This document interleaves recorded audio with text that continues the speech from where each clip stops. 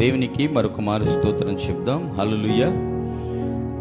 ఆ దేవుడు నన్నెంతగా బలపరిచి అనేక ప్రాంతాల్లో ఆయన సువార్తను వెదజల్లటానికి, సత్యవాకులను ప్రకటించడానికి దేవుడు నాకు ఇచ్చిన అవకాశానికై దేవునికి కృతజ్ఞతాస్తుతులు తెలియపరుస్తున్నాను. అలాగే ప్రియులారా, మీ అందరి తరపున కూడా దేవునికి కృతజ్ఞతాస్తుతులు తెలియపరుస్తూ మీ అందరికీ కూడా ప్రత్యేకమైన వందనాలు. లైవ్లో వీక్షిస్తున్న బిడ్డలకి వందనాలు. శబ్దాంతరాల ద్వారా వింటున్న గ్రామస్తులందరికీ కూడా ప్రత్యేకమైన వందనాలు. ఎందుకంటే చాలామంది రోడ్డు మీద వెళ్తూ ఉంటారు. బ్రదర్స్ అండ్ సిస్టర్స్, మీకు కూడా ప్రత్యేకమైన వందనాలు. పాపం ఏ పని మీద ఆడావుడిగా వెళ్తూ ఉంటారో, మరి ఏ పని మీద పాపం పరిగెత్తుతూ ఉంటారో, మీ ప్రయాణం, మీ పనులు అన్నీ కూడా క్షేమంగా జరుగునుగాక అని ప్రభువుని ప్రార్థిస్తూ ఉన్నాను. కాబట్టి ప్రియా దేవుని సంగమా, సత్యవాక్కు అంటే ఏంటి? జాగ్రత్తగా మనం ఈరోజు వాక్యాన్ని ఓ ప్రత్యేకమైన కోణంలో మరి దేవుడు మనల్ని నడిపించబోతున్నాడు. అలాంటి నడిపించబోతున్న ఈ వాక్యాన్ని మనందరం కూడా తెలుసుకోవాలి. ప్రియులారా, ఇప్పుడు క్రైస్తవ్యం దేనిలో ఉన్నది? క్రైస్తవ్యం ఎలా నడుస్తుంది? క్రైస్తవ్యం ఎటువైపు వెళ్తుందో అర్థం కాని పరిస్థితుల్లో ఉంది. కాబట్టి ఈ రోజున మనందరం కూడా వాక్యాన్ని తెలుసుకుందాం. నిజమే కదా, ఒక మాట ప్రారంభించి మాట్లాడుకుందాం. సత్యం అంటే ఏంటి? నిజం కదా. నిజం అంటే ఏంటి? నిజం అంటే ఏంటి? సత్యం అంటాం. సత్యం అంటే నిజం అంటాం. జాగ్రత్తగా వినాలి. దేవుణ్ణి నమ్మారా మీరు? దేవుణ్ణి నమ్మారా? దేవుడే సత్యం. అయితే దేవుని నమ్మిన మీరు జాగ్రత్తగా వినాలి. ఈ రోజున మరి ప్రత్యేకమైన కోణం అని మళ్ళీ చెప్తున్నాను ప్రియులారా. అయితే నిజాన్ని నమ్మిన నువ్వు ఆచారాన్ని ఎందుకు మరి పాటిస్తున్నావు? జాగ్రత్తగా వినాలి. శబ్దాంతరాల ద్వారా వింటున్న గ్రామస్తులారా, ఆ శబ్దాంతరాల ద్వారా వింటమే కాదు, జాగ్రత్తగా ఆలకించండి. ఇక్కడ కూర్చున్న వాళ్ళు కావచ్చు, లైవ్లో వింటున్న వాళ్ళు కావచ్చు. సత్యం, నిజం. నిజమంటే దేవుడే. ఆయన నీతి నిజమై ఉన్నాడు. అయితే ఆ నిజమైన క్రీస్తుని నువ్వు నమ్మినప్పుడు ఆయన జగములో నేలే రారాజయ్యున్నాడు. అంటే ఈ మాటను గమనించాలి. మనం పాటలు చాలా బాగా పాడతాం. అయ్యా మా నీతి సూర్యుడే అని పాటలు పాడతాం, సైన్యములకు అధిపతి అని పాటలు పాడతాం, సర్వ కృపానిధి అని పాట పాడతాం. నీ కృప తప్ప వేరొకటి లేదయ్యా, నీ కృప తప్ప వేరొకటి లేదయ్యా అని మనం చేసే పనులు ఎలా ఉంటాయంటే, చాలామంది క్రైస్తవులే ఎలా ఉంటారంటే, ఊరు ప్రయాణం చేసేటప్పుడు ఎదురు రమ్మని అడుగుతారు. ఇల్లు కట్టుకుంటే ఒక బొమ్మ తీసుకెళ్ళి ఆడ పెడతారు. నిజంగా చెప్తున్నాను ప్రియులారా, ఇప్పుడు జగములో నేలే రారాజు ఈయన, అవునా కదా? ఆయన జగములలో నువ్వు తప్ప మరొకడు లేడని చెప్పి ఎవడో బొమ్మ తీసుకెళ్ళి ఇంటికి ఎందుకు పెడుతున్నావు? అక్కడ ఇంటికాడ వాక్యం రాయొచ్చుగా. ఏమని రాయాలి? ఈ గృహమునకు అధిపతి యేసు ప్రభువే. దేవునికి స్తోత్రం, హల్లెలూయా. ఆ వాక్యాన్ని ఎందుకు పెట్టట్లేదు? ఇంటి ముందు నువ్వేదో చేస్తున్నావు, గుమ్మడికాయలు కడుతున్నావు, చాలా చేస్తున్నావు. ప్రియులారా, సత్యం అనేది వెంబడిస్తున్నాను అంటూ అసత్యములో నడుస్తున్నారు. అసత్యములో నుంచి సత్యంలోకి తీసుకొస్తే దేవుడు, మానవులు ఏం చేస్తున్నారంటే ఆ సత్యములో నుంచి అసత్యంలోకి వెళ్ళిపోతున్నారు. ఏంటంట, నిజంగా చెప్పాలంటే దినాలు చేస్తున్నాం. దినాలు చేసి దినాలకి ఏం పెడుతున్నారు? బట్టలు వేసుకుంటున్నారు. బట్టలు వేసుకునేటప్పుడు దీనికి సేవకుడే ప్రోత్సాహం. మళ్ళీ అయ్యా బట్టలు వేసుకునే వాళ్ళు ఎవరన్నా ఉంటే రండి, ఈడికి సిగ్గులేదు. నిజంగా చెప్తున్నాను, ఈడే అనాలి. ఈడికి సిగ్గులేదు. ఏడుందా భక్తి? లేదు. బట్టలు వేసుకునే వాళ్ళు ఎవరన్నా ఉంటారండి, కానుకిస్తారేమోనని ఈడాశ, ఈ లేఖితనం. జాగ్రత్తగా వినాల్సిన అవసరం కూడా ఉంది. ఒక చోటకి వెళ్తే, ఒక నిశ్చితార్థానికి వెళ్ళాం. నిశ్చితార్థానికి వెళ్తే నిశ్చితార్థం చేసాం, అయిపోయింది. నేను వాక్యం చెప్పాను. వాక్యం చెప్పిన తర్వాత అదే పాస్టర్ గారు 2 చోట్ల కనపడ్డాడు నాకు. నేను ఆ వాక్యం చెప్పాను, ఆయన ప్రార్థన చేశాడు. 2 చోట్ల అదే ప్రార్థన మాత్రమే చేశాడు. అది కూడా 2 మాటలు చేసేసి సరేనండి అయిపోయింది, దిగుదాం పదండి అంటే, ఏడకి వెళ్ళేది వాళ్ళిద్దరు కానుక ఇవ్వాలి. వాళ్ళిద్దరు కానుక ఇచ్చినాక మనం ఏడే ఉండాలంటే, సరే మీరు తీసుకొని రండి అని ఖచ్చితంగా అరగంట సేపు స్టేజ్ మీద కూర్చొని ఆ పెళ్లి కొడుకు పెళ్లి కూతురు ఇచ్చిన కానుక తీసుకున్న తర్వాత కిందకి దిగాడు ఆయన. ఇప్పుడు ఆయన ఎక్కడున్నాడు? జాగ్రత్తగా వినాలి. ఇప్పుడు వారిని ఎక్కడికి నడిపిస్తాడు? సత్యములో నుంచి అసత్యములోక, అసత్యములో నుంచి సత్యములోక. నువ్వు నిజము అయితే నీకు ఇవన్నీ ఎందుకు? జాగ్రత్తగా వినాల్సిన అవసరం ఉంది కూడా. నిజంగానే ఇదన్న ఆచారం. పెళ్లి పెట్టుకుంటున్నాం పాస్టర్ గారు అంటే క్యాలెండర్ చూసి ఈ పాస్టరే చెప్తున్నాడు ఏమని, పలానా రోజు మంచిది ఇచ్చాను. మరి మిగతా రోజులు నీవు చేసేది సర్వశక్తిమంతుడి సేవ లేకపోతే కొండమంగళ పనే? ఇది ఆలోచించేయాలి. ఈరోజు మంచిదే చెయ్యండి, ఆ రోజు మంచిదే చెయ్యండి అని అంటున్నాడు.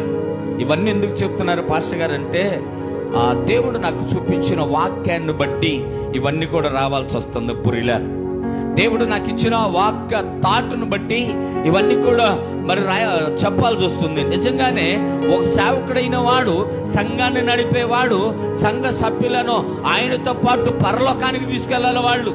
వాళ్ళని పరలోకానికి తీసుకెళ్లాల్సిన ఆయన ఎడకు తీసుకెళ్తున్నాడు? ఈ ఆచారాలను బట్టి నరకంలోకి తీసుకెళ్తున్నాడేమో. బహుశా నరకుడులో నాతాను పాస్టర్ గారు నన్ను అన్న ఒకళ్ళకి ప్రార్థన చేయాలి, వెళ్దాం పదా అంటే సరే వెళ్దాం. వాళ్ళు ఉదయం నుంచి ఖచ్చితంగా మధ్యాహ్నం నుంచి సాయంత్రం 5 గంటల దాకా పాస్టర్ గారు రావాలి, ప్రార్థన చెయ్యాలి, పాస్టర్ గారు రావాలి, ప్రార్థన చెయ్యాలి అని సాయంత్రం 5 దాకా కూర్చున్నారు.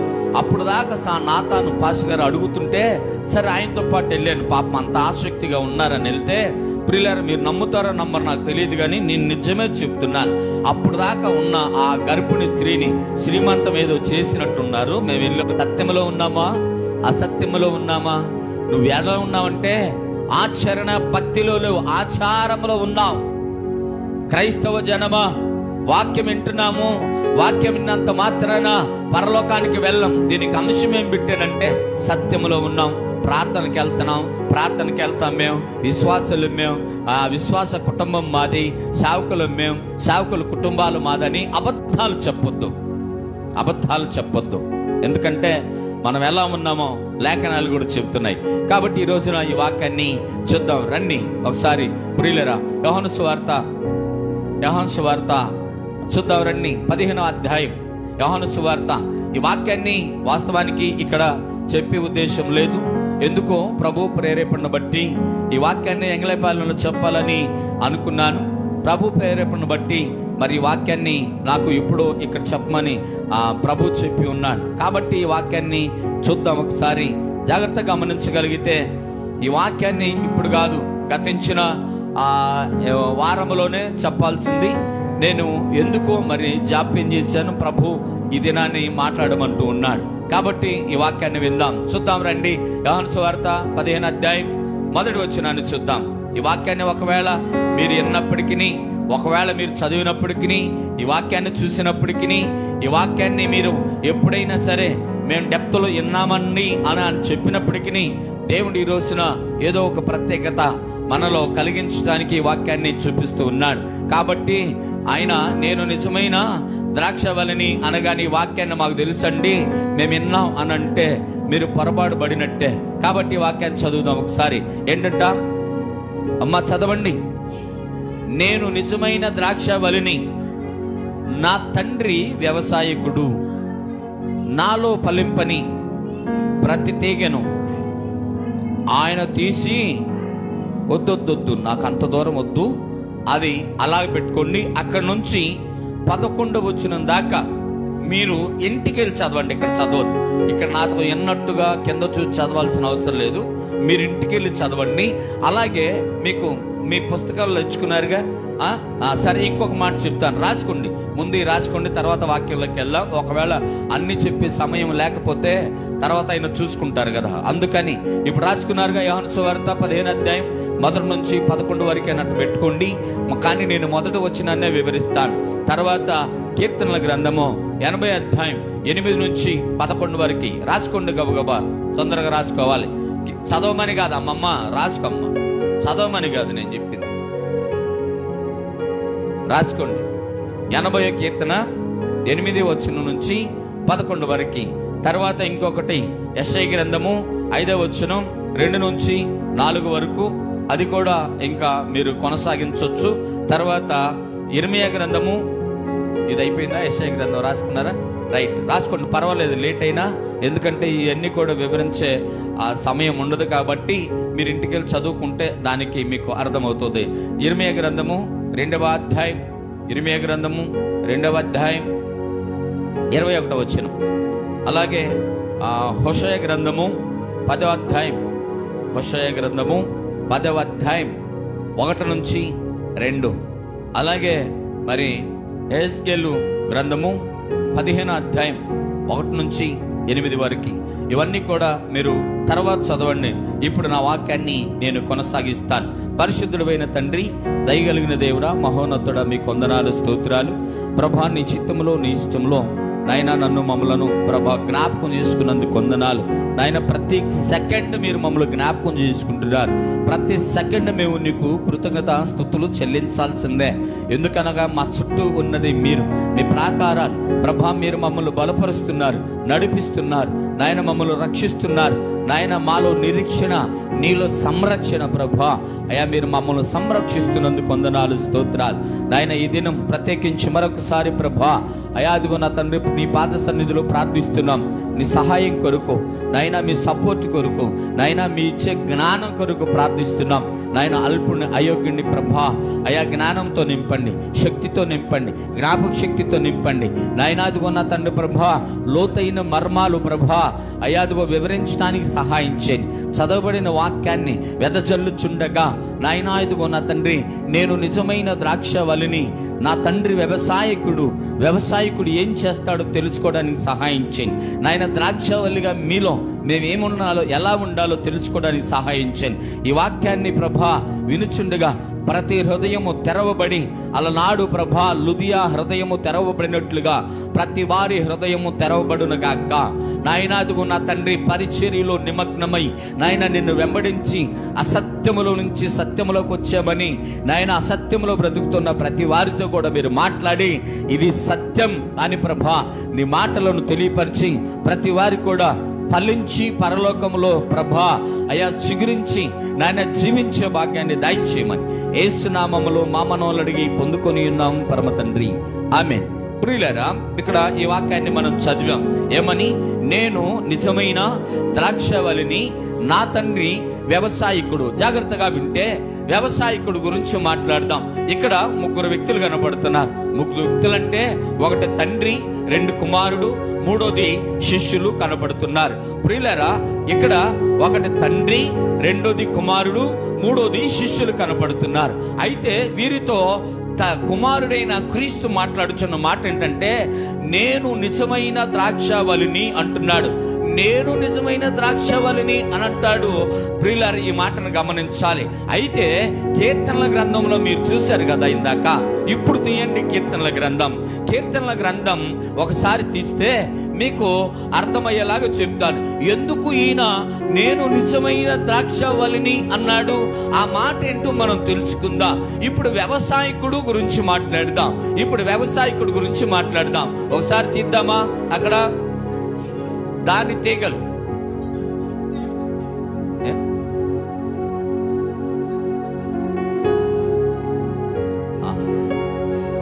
ఎనభయో కీర్తన 8వ వచనం నుంచి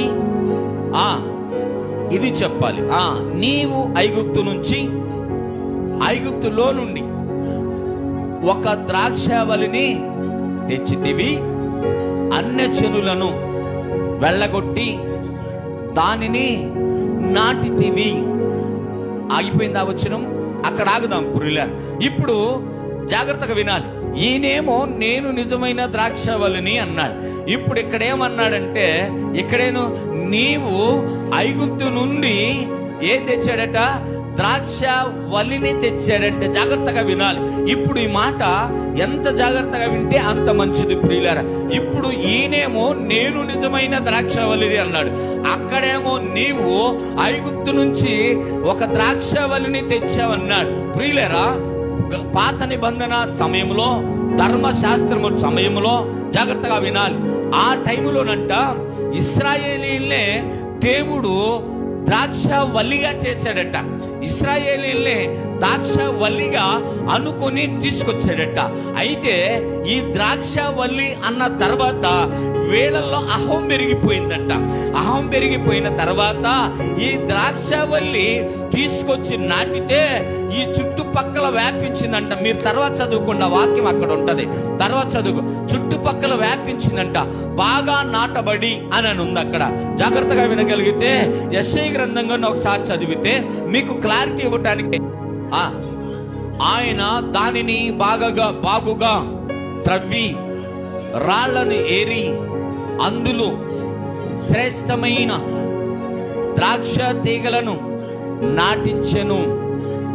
దాని మధ్యను పురుజు ఒకటి వేయించి ద్రాక్ష తొట్టిని తొలిపించి ద్రాక్ష పండ్లు ఫలింపవలనని ఎదురు చూచుచుండెను. కానీ అది కారు ద్రాక్షలు కాచెను. చాలు ప్రియులారా, ఇప్పుడు ఈ మాటలు మీకు ఎందుకు చదివించారంటే, మనం మళ్ళీ ఎక్కడికి వెళ్ళాలా? నేను నిజమైన ద్రాక్షావళిని, నా తండ్రి వ్యవసాయకుడు. ఇప్పుడు వ్యవసాయకుడు ఏం చేశాడంటే, ఐగుప్తులో ఉన్న ఒక తీగను తెచ్చాడట, లేదు అక్కడ ఉన్న వలిని తీసుకొచ్చాడట. అక్కడ ఉన్న మొక్కను తెచ్చి ఈయన ఏం చేశాడు, మొక్కను తీసుకొచ్చి ఎక్కడ పడితే అక్కడ పెట్టం కదా, మొక్కను తీసుకొచ్చి ఎక్కడ పడితే అక్కడ పెడితే ఆ మొక్క కింద రాళ్ళు ఉన్నాయి అనుకో, ఫలించవు. మా ఇంటికాడ కూడా కొన్ని మొక్కలు బ్రతకం. ఎందుకు అనంటే కింద రాళ్ళు ఉన్నాయి. జాగ్రత్తగా వినాలి. మేమే ఎదురు చూస్తూ ఉంటాం. ఈ మాట కూడా మాకు కలిసి వచ్చింది ప్రియులారా. నిజంగా మా చుట్టూ దేవుడు ఎంత చరిత్ర పెట్టాడో, దేవుని స్తోత్రం. అన్నిటినీ కలిపి తీసుకొచ్చి మా కళ్ళెదురుగా, మా కాళ్ళ కింద, మా కళ్ళ ముందు పెట్టాడు. కాబట్టి ఇవన్నీ కూడా పంచుకుందాం. అయితే ఈ వ్యవసాయకుడు చేసే పని ఏంటంటే, ముందు మొక్కను చూసాడట. మొక్కను చూసిన తర్వాత ఈ మొక్క చాలా బాగుంది, ఈ మొక్క మంచి నాణ్యమైంది, ఈ మొక్క శ్రేష్టమైన ఫలాలు కాస్తుంది, ఈ మొక్క ఆ కాయలు కాసినప్పుడు అవి తింటుంటే చాలా బాగుంటది అని చెప్పేసి ఈయన ఏం చేశాడంటే, మొదట ఇశ్రాయేలీలు అనే మొక్కను చూశాడట. ఎక్కడ చూశాడు అనంటే, పనికిరాని స్థలంలో ఉంది ఈ మొక్క. పాపం అనే చోట వీళ్ళు ఉన్నారు అని చెప్పాలి. దీనికి అర్థం ప్రతిదీ అలా పోల్చుకోండి, మీరు జాగ్రత్తగా వినాలి. అయితే ఈ మొక్క ఎక్కడుందట? పనికిరాని ఫలించని రాళ్ల మధ్యలో ఉంది. అయితే దీనికి స్థలం ఇది కాదు, ఇది మంచి స్థలం కాదు. కాబట్టి ఈ మొక్కను తీసుకెళ్లి ఎక్కడ పెట్టాలంటే, మంచి స్థలం ఒకటి ఉంది, అది పాలు తేనెలు ప్రవహించే దేశము. అదే ఏం దేశం? అది ఇశ్రాయేలీల దేశం, కానాను దేశం అని చెప్తే, ఇప్పుడు కానాను దేశంలో ఈ మొక్క పెట్టడానికి ఏం అడ్డం ఉన్నాయి? అక్కడ రాళ్ళు, అనగా ఆ దేశంలో ఉన్న పాపాత్ములు. దేవునికి స్తోత్రం, హల్లెలూయా. గమనించాలి, ఆ దేశంలో ఉన్న దేవుణ్ణి గమనించిన వారు, దేవుణ్ణి లెక్క చేయని వారు, దేవుణ్ణి అంగీకరించిన వారు, దేవుణ్ణి విసర్జించేవారు, దేవుని జనాంగాన్ని అస్సలు పట్టించుకుని వారు ఉన్నారు. వీళ్ళు ఎవరు అంటే, రాళ్ళు, రప్పలు, ముళ్ళు, అక్కడ పనికిరాని మోళ్ళు అన్ని కూడా ఉన్నాయి. ఇప్పుడు అక్కడ ఒలిని కనుక్కున్నాడు, అక్కడ మొక్కను కనుక్కొని ఇప్పుడు మంచి స్థలం. జాగ్రత్తగా గమనించగలిగితే ప్రియులారా, నేను ఇలా అన్నానని అనుకోమాకండి. ఈ వాక్యాన్ని జాగ్రత్తగా ఇలాగే చెప్పగలిగితేనే ఇది పండించగలం. ఇప్పుడు బంజరు భూమికి వెళ్తాడు మనిషి. బంజరు భూమికి వెళ్ళినాడు, ఆడబడితే కూర్చుంటాడా? కూర్చోడు. ఎందుకని? మంచి స్థలం కావాలి. బంజరు భూమికి పనికిరాని దానికి వెళ్ళి నీవే ఒక మంచి స్థలాన్ని ఎన్నుకుంటే, సర్వశక్తిమంతుడు ఒక మంచి తీగను తెచ్చి, ఒక మంచి మొక్కను తెచ్చి ఎడబడితే ఆడ పెడతాడా? పెట్టడు. ఇప్పుడు ఆయన ఏం చేశాడంట? ముందు మొక్కను తెచ్చాడట. ప్రియులారా వినాలి, జాగ్రత్తగా విని. ఎక్కడి నుంచి తెచ్చాడు?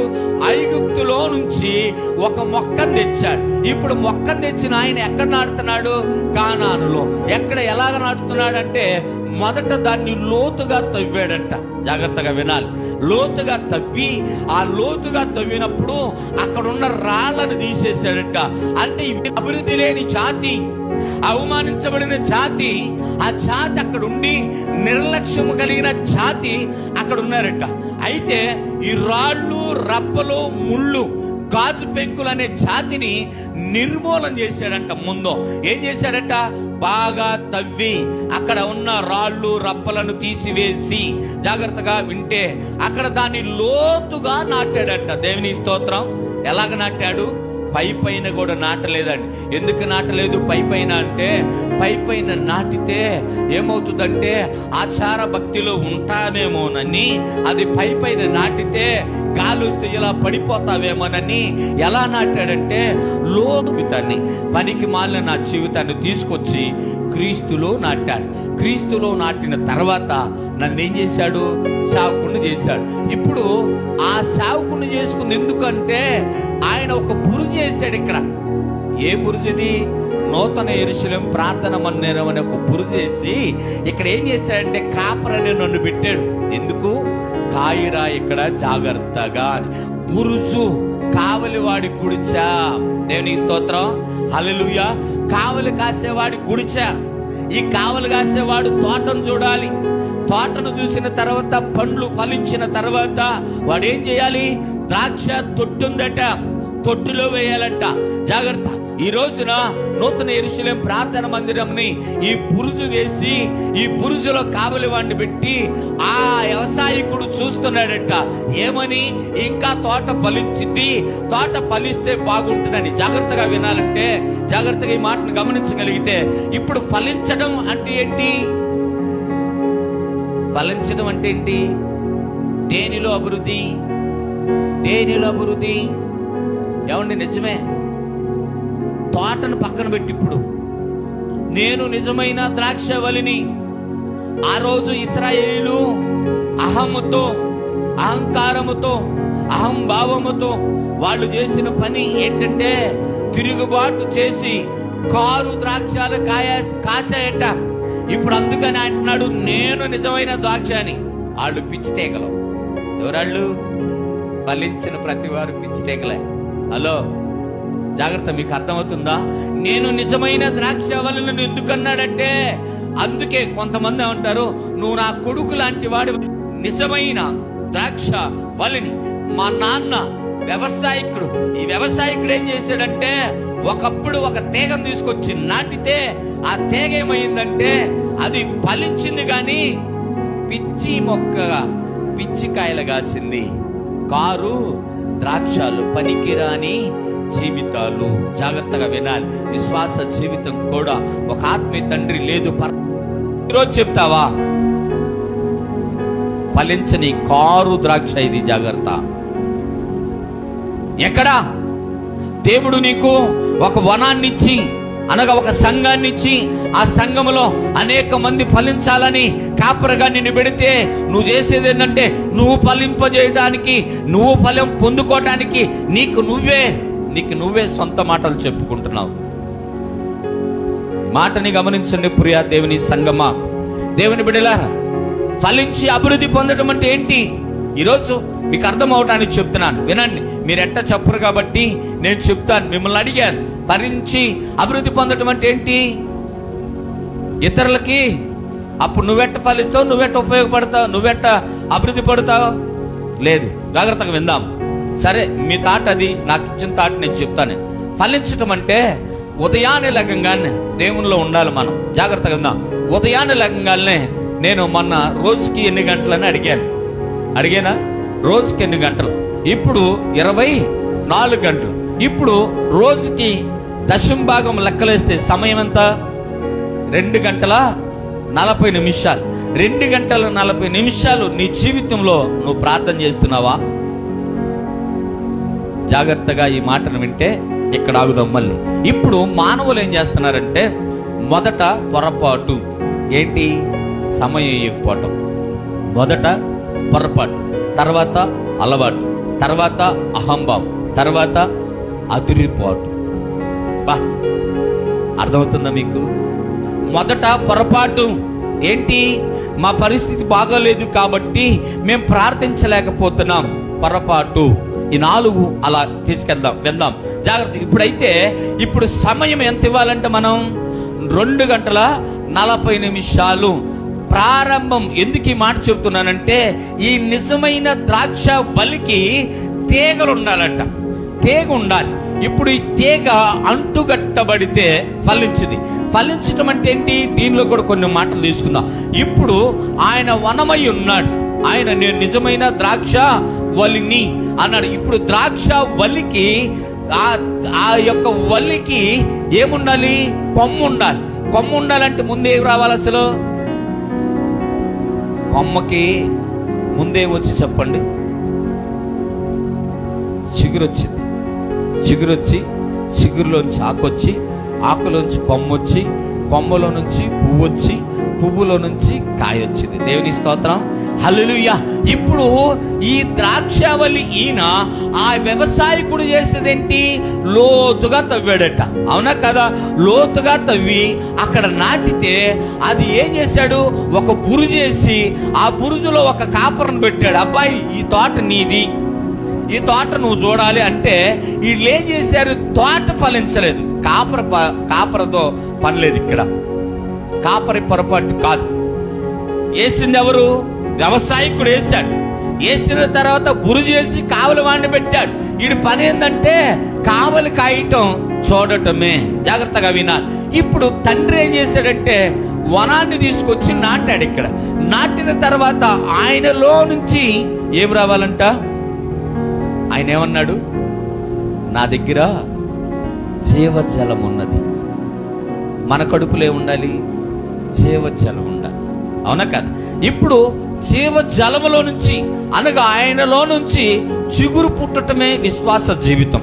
ఇప్పుడు ఈ విశ్వాస జీవితం ఎలా ఉండాలంటే చిగురై, ఆకై, కొమ్మై, కాయ అవ్వాలి.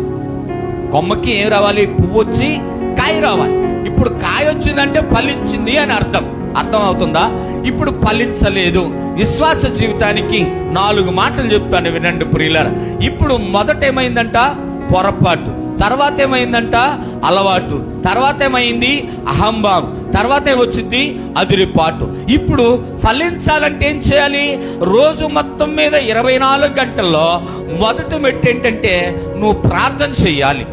బల్లలో చెయ్యి వేసినంత మాత్రాన ఫలిస్తావని, వారం ప్రార్థనకు వస్తున్నంత మాత్రాన ఎదుగుతావని, వారం సాపలేసినంత మాత్రాన నువ్వు దీవించబడతావని, వారం కానుకిచ్చినంత మాత్రాన నువ్వు ఆశీర్వదించబడతావని అనుకోవటం పొరపాటు. ఏం చేయాలంట? మొదట దేవునికి ప్రార్థన చేయాలి. తర్వాత ఏం చేయాలి? నీ బలాన్ని దేవుడికి ఇవ్వాలి. అవునా కాదు? దేవుడు ఇవ్వాలా? మొదట సమయాన్ని ఇవ్వాలి. రెండోది మోకాళ్ళు వేసి దేవునికి నీ బలాన్ని ఇవ్వాలి. మూడోదిగా నీ జ్ఞానాన్ని ఆయనకి ఇవ్వాలి. నీ జ్ఞానం అంతా ఎక్కడ పెడతావు? ఎక్కడ పెడతావు? తీసుకెళ్ళి ఎక్కడ పెడుతున్నారు? నువ్వు ఏడ పెడతావు? జాగ్రత్తగా వినాలి. మనం ఎంతో కొంత ఇక్కడ పెడతాం, కానీ ఎక్కువ సమయం ఏడ పెడతాం? ఎక్కువ జ్ఞానం నీ వృత్తిలో పెడతాం కదా? జాగ్రత్తగా వినాలి. ఇప్పుడు ఫలించాలంటే ఏం చేయాలంటే, ఇప్పుడు పొరపాటు చేసినప్పుడు సరి చేసుకుంటే అలవాటు ఉంటే ఏం చేస్తావంటే దీవించబడతావు. హల్లెలూయా. అర్థమైందా? పొరపాటు చేసినప్పుడు సరి చేసుకోవడానికి నువ్వు ప్రయత్నం చేస్తే నీ అలవాట్లోకి వస్తావు. ఎక్కడికి వస్తావు? ప్రార్థనలోకి వస్తావు. ప్రార్థనలో చేసేటప్పుడు నీ సమయాన్ని 2 గంటల 40 నిమిషాలు ఎవరికి ఇవ్వాలి? దేవునికి ఇవ్వాలి. ఇవ్వాలి కదా? ఇప్పుడు నీకు బలం ఇచ్చింది ఎవరు? దేవుడు. ఇప్పుడు మోకాళ్ళు వేసి దేవుణ్ణి కనపరుస్తావో, ఈ బలము చేత ఏదన్నా పని చేసి దేవుణ్ణి కనపరుస్తావో, ఇచ్చిన బలము చేత దేవుణ్ణి ఏ విధంగా అయినా మరి నువ్వు బలాన్ని నీ బలము చేత ఆయన్ని ఆరాధిస్తావో, ఆయనకి ఏం చేయాలా? నీ బలములో కూడా నీవు ఆయనకి సమయాన్ని ఇవ్వాలి. మూడోదిగా ఏంటంటే జ్ఞానం. జాగ్రత్తగా వినాలి. నేను అందగాడిని, అందగత్తిని అనుకుని దీనిలో కూడా ఉంటాం ప్రియులారా. అయితే అది పక్కన పెడితే నీ జ్ఞానాన్ని ఎవరికి ఇస్తావంటే నీవు నీ వృత్తికి ఇస్తావు. జ్ఞానమయ్యి ఉండి జ్ఞానాన్ని నీకు ఇచ్చిన దేవునికి నీ జ్ఞానాన్ని ఇవ్వాలా? దేవుని స్తోత్రం. కానీ మనం ఇవ్వం. ఏమివ్వం? ప్రార్థన సమయాన్ని ఇయ్యం, బలాన్ని ఇయ్యం, జ్ఞానాన్ని ఇయ్యం. అవునా కాదు కదా? జాగ్రత్తగా వింటే ఈ మాటని. తర్వాత ఏమి ఇవ్వాలి? నీ రాబడిలో ఏమివ్వాలా? 10వ భాగం ఇవ్వాలా? క్రమం. నేను క్రమాన్ని చెప్తున్నా, 10వ భాగాల గురించి అవటం లేదు. 10వ భాగం వాస్తవమే. ఇది కూడా 10వ భాగమే. ఏది? సమయము 10వ భాగమే, బలము 10వ భాగమే, ప్రార్థన చేసే ఆ గడియల దశం భాగమే, నీ తెలివి దశం భాగమే, నీ ఆదాయం కూడా దశం భాగం. ఇప్పుడు నువ్వు నేను నిజమైన ద్రాక్షవల్లిని అంటే ఆయనకి నేను గుర్తెరిగానండి నిజమైన దేవుణ్ణి అంటే నువ్వు నిజంలో బ్రతికితే ఇవన్నీ చేయాలా? హల్లెలూయా. మరి నువ్వు ఎదగాలగా. నువ్వు ఎదగాలంటే ఒకటి చేసి ఒకటి చేయకపోతే కుదరదు, అవునా కదా? నువ్వు ఒకటి చేసి ఒకటి చేస్తే ఒకటి చేయకపోతే కుదరదు. 10 ఆజ్ఞలు ఎందుకు పెట్టాడు? 10 ఆజ్ఞలలో 9 చేసి ఒకటి చేయకపోయినా కూడా 9 జాగ్రత్త పురిలేరా. ఇప్పుడు అంటుగట్టబడి ఉన్నామనుకున్న తీగ ఏం చేస్తుందంటే కారు ద్రాక్ష కాస్తుంది. అంటే అంటుగట్టబడటానికి అంటుగట్టబడింది కానీ ఏ ద్రాక్ష రావట్లేదు. ఎందుకని? జాగ్రత్తగా వినాలి. ఎందుకనంటే 1 సమయం దేవుడికి ఇవ్వట్లేదు, 2 బలాన్ని ప్రార్థనలో సమయం ఇవ్వట్లేదు, దశంభాగం ఇవ్వట్లేదు, నీ జ్ఞానములో దశంభాగం ఇవ్వట్లేదు, నీకొచ్చే ఆదాయములో నువ్వు దశంభాగం ఇవ్వట్లేదు. అదేమంటే వీళ్ళు మాట్లాడే మాట. అందుకే నేను ఇందాక అన్నాను చూడు, మొదట పొరపాటు, తర్వాత అలవాటు, తర్వాత అహంభావం, తర్వాత అదురిపాటు. ఈ 4 ఎందుకు వస్తున్నాయి అంటే పొరపాటు చేసినోడు పొరపాటు ఇవాళ చేసినయ్యా రేపు నెలలో నీకు ఇస్తా, లేకపోతే రేపుడు దినం అనేది ఉంటే రేపుడు దినంలో నీకు ఇస్తానంటే అది క్షమాపణ కలిగి ఆయన క్షమించగలిగే అవకాశం ఉంటదేమో కదా. ఇప్పుడు రేపు అనేది ఉంటే రేపు కూడా వస్తే నీ సమయాన్నీక, నీ బలాన్నీక, నీ తెలివినీక, నీ యొక్క దశంభాగం అనగా ధన, నీ ఉద్యోగంలోనో నీ వ్యాపారంలోనో నువ్వు చేసే చేతి పనులను నీకొచ్చిన ఆ 10 పైసలు నువ్వు ఇయ్యకపోతే ఇప్పుడు ఎక్కడికి వచ్చావంటే నువ్వు పొరపాటు నుంచి అలవాటులోకి వచ్చి, అలవాటులో నుంచి అహంభావంలోకి వచ్చి, అహంభావంలోంచి అదిరిపాటులోకి. ఏమంటావంటే మొదటేమో క్షమించు దేవుడా అంటాం, తర్వాత ఏమో ఏమైందిలే ఇంకొకసారిగా, ఆ తర్వాత ఎందుకు ఇవ్వాలంట అంటావు, ఆ తర్వాత ఇంకా అదిరిపాటులోకి వెళ్తావు. ఎలాగెళ్తావంటే నా అవసరాలు నాయి, నా బాధ నాది. రక్షించిన దేవుడికి తెలియదంటే తెలుసు. అందుకే ఆయన అంటున్నాడు అవన్నీ పిచ్చితే గలం. మా నాన్న నన్ను ద్రాక్షావల్లిగా చేశాడు, మీరు నాకు తీగలై ఉన్నారు. హల్లెలూయా. వ్యవసాయకుడు చేసే పనేంటి? అన్నీ చేస్తాడట.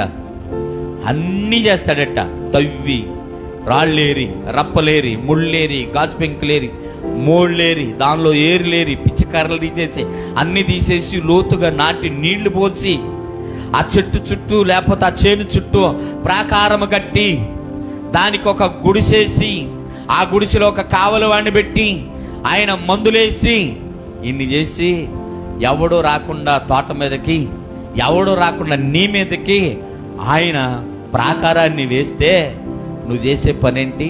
ఇంకా నేను ఫలించలేదు, ఇంకా నేను అభివృద్ధిలోకి రాలేదు, ఇంకా నేను బాగా దీవించబడలేదంటే ఏం దీవించబడతాం? అవునా కాదు? తోట ఎలాగుండాలి? జాగ్రత్తగా ఉండాలి ప్రియులారా. తోట ఎలా ఉండాలి? ఇప్పుడు నిజమైన ద్రాక్షవల్లికి తీగవై ఉన్న నీవు కొమ్మగా మారాలి. యేసుక్రీస్తు వారు తన ప్రయాణంలో 12 కొమ్మలు ఎన్నుకున్నాడంట. వాళ్ళే 12 మంది శిష్యులు, ఆది అపోస్తలుల సంఘాలు. వాళ్ళు నిజమైన ద్రాక్షవల్లికి తీగలయ్యి ఉన్నారు. చప్పట్లు కొడదాం ఒకసారి గట్టిగా. ఈ తీగలు ఏం చేసాయో తెలుసా? తీగ ఏం చేసిందంటే ఫలించింది. ఎలా ఫలించింది? ఫలించటం అంటే మన దృష్టిలో ఇప్పుడు ఇక్కడ యోనాథన్ గారి ఇంటికాడ ఒక ద్రాక్ష చెట్టు ఉంది, ఇక్కడ ఒక గెల, ఇక్కడ ఒక గెల, ఇది గెట్టు ఉంటాయి కదా. ఆ ఫలాలు కాదు అది.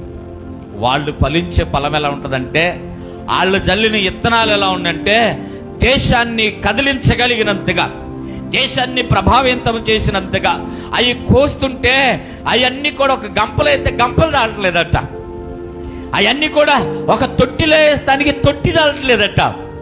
ఇవన్నీ ఎక్కడికి వెళ్ళంటే పరలోకం అనే తొట్టిలోకి చేర్చబడ్డాయంట. గట్టిగా చప్పట్లు కొడదాం ప్రియులారా. ఇప్పుడు ఫలించిన తీగలో 12 మంది. ఆ 12 మంది ప్రపంచాన్ని కదిలించి 12 మంది ప్రాణ త్యాగాలు చేసి ఆ 12 తీగలు ఆ చుట్టూ, ఏ చుట్టూ, ఆ చుట్టుకి చుట్టూ కూడా కొమ్మలు ఉంటే ఆ కొమ్మల్లో నుంచి చిగురు వచ్చిందంట, ఆకు వచ్చిందంట, ఆకులోంచి పువ్వు వచ్చి కాయ కాసి ఫలిస్తే గుత్తులు గుత్తులుగా సంపాదించి, అయ్యా నేను ఫలించా, నీ తీగగా నేను ఫలించా, నీ తీగలమై ఉన్నామయ్యా మేమని సత్యములో నడిచారట. ఎలాగా? ఆస్తులు తీసుకొచ్చి కాళ్ళ దగ్గర పెడితే ఎవరికి లేదో వాళ్ళకు పంచిపెట్టారట. ఈ రోజున నీ సుఖం కోసం, నీ బిడ్డలు, నీ భార్య కోసం, నీ భర్త కోసం నీవు చేసే సేవకుడు చేసే పెంట పని ఏంటో తెలుసా? ముహూర్తాలు చూడటం, ఎదురు రమ్మంటాం, దినాలకి గొడ్డలేసుకోవటం. ఎవడు నేర్పాడు? ఏ బైబిల్లో నేర్పాడు? జాగ్రత్తగా ఇక్కడ బైబిల్ చెప్తున్న మాట ఏంటంటే, సమస్తాన్ని విడిచిపెట్టారు వాళ్ళు. ఆయనకి తీగలై ఉన్నారు, అంటు కట్టబడ్డారు, కారు ద్రాక్షలు కాదు. అందుకే ఆయన అంటున్నాడు, నేనే నిజమైన ద్రాక్షావళిని, ఇప్పుడు నాకు అంటుబట్టబడిన ప్రతి తీగ కూడా ఫలించును. మా నాన్న చేసే పని ఏంటంటే, ఫలించని ప్రతి తీగని ఏం చేస్తాడు? కట్ చేస్తాడంట. ఇది ఎలా ఉంటుందో చూద్దాం. మొదట మచ్చ అనేది ఒకటి ఉంటుందట, తర్వాత డాగు అని ఉంటుందట. మచ్చ మరక డాగు కళంకం 4 ఉన్నాయంట. మళ్ళీ ఇక్కడ జాగ్రత్తగా వినాలి. ఈ తీగ, ఆ తీగలో ఉన్న వన్య సరిగ్గా ఆ చెట్టుకి అంటుకట్టబడి కూడా ఫలించకపోతే మొదట కొమ్మను చూస్తాడట. కొమ్మ విశ్వాస జీవితానికి సూచన. జాగ్రత్తగా వినాలి. కొమ్మ నీవే. ఇప్పుడు ఫలించడం అంటే ఏంటి? నీ ద్వారా నీవు ఆ చెట్టుకి అంటుకట్టబడి ఇప్పుడు బాగా నువ్వు ఉంటే చిగురు వచ్చింది, ఆకు వచ్చింది, పువ్వు వచ్చింది, కాయ వచ్చింది. ఇప్పుడు కాయల మీద కాయలు కాస్తే, అనగా ఆత్మీయ ఫలాల్ని నువ్వు సంపాదిస్తే నువ్వు కూడా అంటుకట్టబడిన తీగవంట. లేకపోతే నాన్నగారు ఏం చేస్తాడంట? మచ్చ చూసి, మరక చూసి, డాగు చూసి, కళ్ళంకం చూసిన ఆయన ఏం చేస్తారంట? కత్తిరించి పక్కన పడేస్తాడట. వ్యవసాయకుడు చేసే పనేంటి? చేను చుట్టూ తిరుగుతాడట. చేను చుట్టూ తిరిగి చేలో ఎలా తెంగు చూస్తాడట. ఎక్కడ పురుగు పడింది, ఎక్కడ దోమ పడింది, ఎక్కడ ఏది పడింది, ఇక్కడ ఏముంది, దీనికి తెలుపెందుకు వచ్చింది, దీనికి నలుపెందుకు వచ్చింది, ఇవన్నీ చూసి తగిన మందు కొడతాడంట. ఒకవేళ అది గనక తగిన మందు కొట్టినా కూడా అది సరిగ్గా పనిచేయకపోతే ఏం చేస్తాడు? ఏరులతో సహా పీకి తీసుకెళ్లి కాలువలో పడేస్తాడంట. పక్కన కూడా ఇడు దాన్ని కాలువ పారుదల వెళ్తా ఉంటదే, ఆ కాలువలో పడేస్తాడంట. ఎందుకో తెలుసా? అది మళ్ళీ ప్రాంతాల్లో ఉంటుంది, నన్ను చెడగొట్టిద్దేమని. మరి నీ పరిస్థితి ఏంది? నూతన యెరూషలేము ప్రార్థన మందిరం అనే వనములో నీ పొజిషన్ ఏంటప్ప చెప్పాలి. జాగ్రత్తగా వినాలి.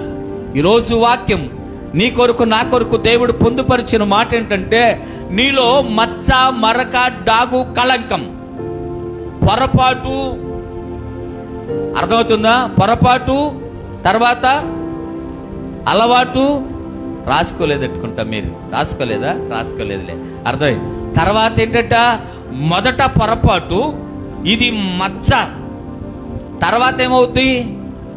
మరక, తర్వాత ఏమవుతుంది? డాగు, తర్వాత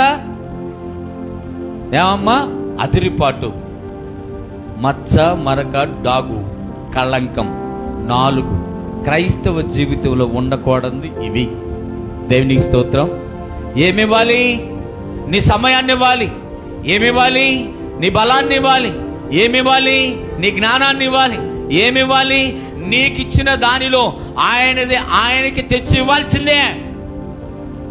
ఇవన్నీ వదిలేసి నేను ఇప్పుడు కొంతమంది, చాలా మంది ఎంప్లాయీస్ ఏం చేస్తున్నారంటే, ఇదొక దరిద్రం. నేను కొల్లూరులో చూశాను, తర్వాత ఎంగళాయపాలెంలో కూడా చూస్తున్నాను. దరిద్రం ఏంటంటే, వీళ్ళకి ఉద్యోగాలు, ఎంప్లాయీస్ వీళ్ళు బాగా జీతాలు వస్తాయి.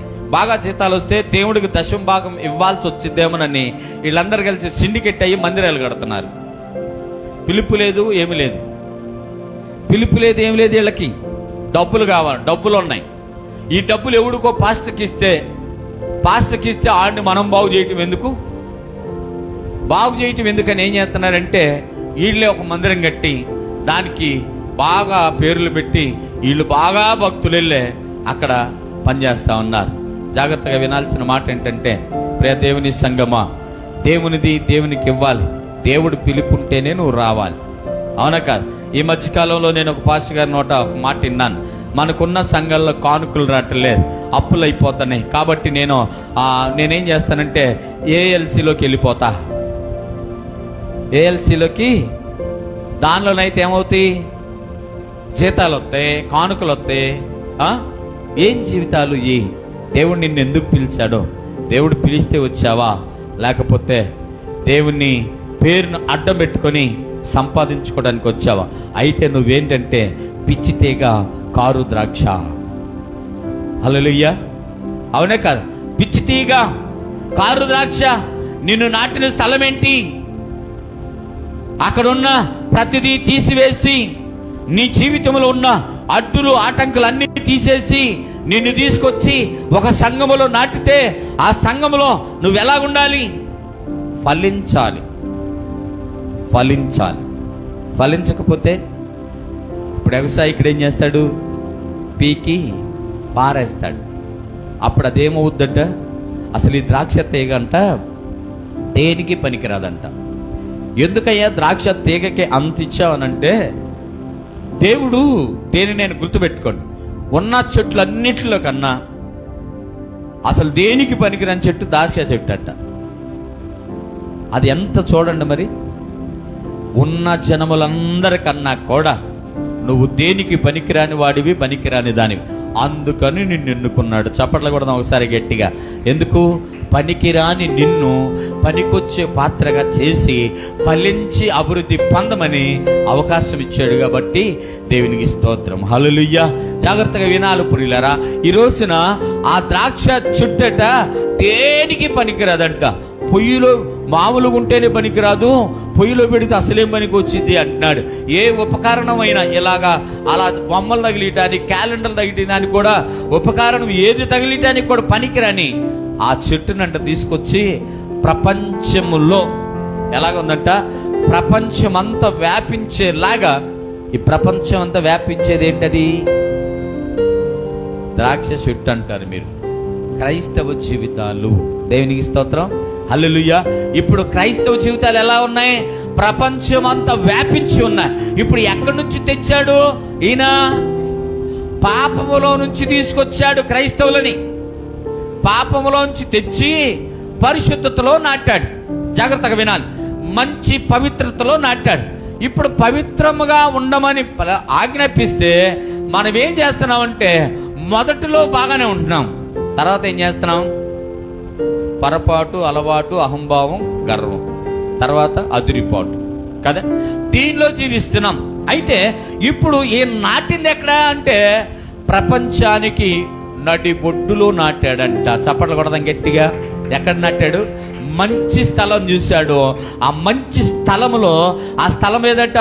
పాలు తేనెలు ప్రవహించే దేశములో అక్కడికి తీసుకొచ్చి పెట్టాడంట. ఇశ్రాయేలీయులైన బలహీనులను. ఒక మాట చెప్పాలంటే వీళ్ళు దేనికి పనికిరాని వారు.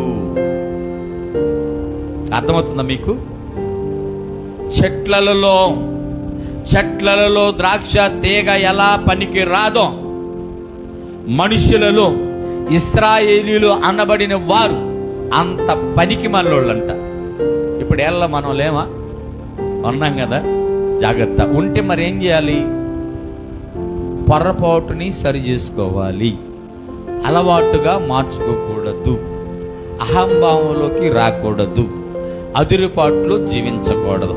ఇప్పుడు ఏం చేయాలి చెప్పండి? మళ్ళీ దీన్ని తిరగేసి మొదటి నుంచి ప్రార్థనలో సమయం ఇవ్వాలి, తర్వాత బలముని సమయం ఇవ్వాలి, తర్వాత జ్ఞానాన్ని ఉపయోగించాలి, దశమ భాగములో దేవుణ్ణి గణపరచాలి. జాగ్రత్తగా ఈ మాట వినండి ప్రియుల.